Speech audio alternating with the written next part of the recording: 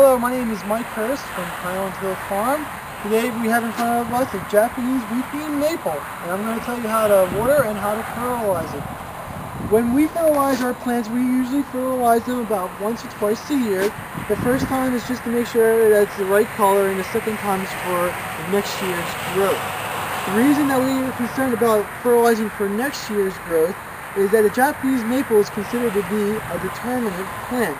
A determinate plant means that each and every year that when it grows out, there's a determinate amount of leaves and stem that can be formed.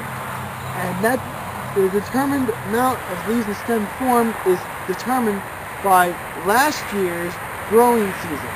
If the growing season from last year was a good growing season, the plant makes many new leaves and stem parts for the next year. And those leaves and stem are stored in the bud. So when the bud forms, it's very important that it has enough water and enough fertilizer in the system of the plant to make lots of new parts for next year.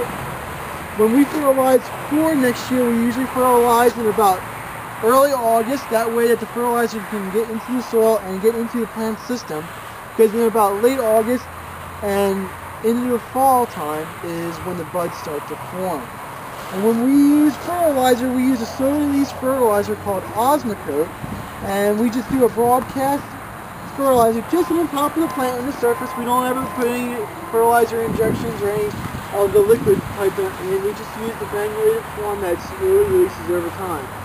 Usually, Osmocote comes in different colors for different years, and we can see here we have some green and we have some white. The green stuff's from this year, the white stuff's from the other year. That way we know if we fertilized it or not. And when we fertilize, this is just an example of some Osmocote, we just pour it in our hand and we just do a light broadcast just over the top. Kind of like that, just making sure that there's enough fertilizer on there for it to last most of the year. Well, Osmocote comes in different kinds. You have to read a label for how long each one lasts and for the strength. The other topic we're going to talk about is how to water these guys one after you plant them. When you plant them, you should make sure that when you dig the hole out, just dig it a little bit wider than the pot itself, so that when you set the pot into the ground, there's a good gap between it, and you can fill in the dirt in between the pot, the plant, and the surrounding soil, making sure that there's no air pockets in there. You don't want to compact the soil around. You just want to use your shovel to work the soil into the ground, getting rid of all the air pockets. After that, give it some water. That way it settles nicely. And after planting, make sure you go back and keep the ball moist. It's important to keep the ball moist, not overly wet or overly dry.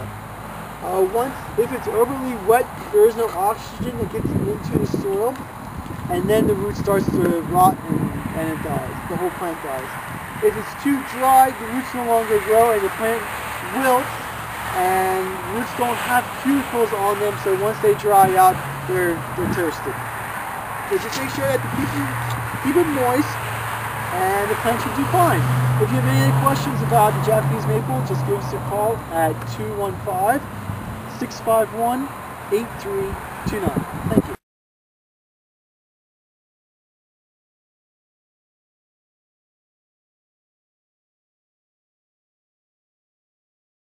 Nursery and greenhousing operations on Route 313 in Fountainville. And if you want to come and tour this barn, just give us a call at 215-651-8329 and we'll arrange for you to have a tour of the barn. It's not a problem. We don't mind letting people come and take a look at it. You know, it's an old historic structure, and it's available for you to view and come and walk through. And while you're here, you can look at our trees, plants, and shrubs that you can see at our nursery. We grow thousands of trees, plants, and shrubs here on Route 313. We have greenhouses, and we also have an old pig pen. That's our office now, is an old pig pen. So you can come to the farm on Route 313 and get a farm tour. Anytime, just call us at 215-651-8329. Bye-bye.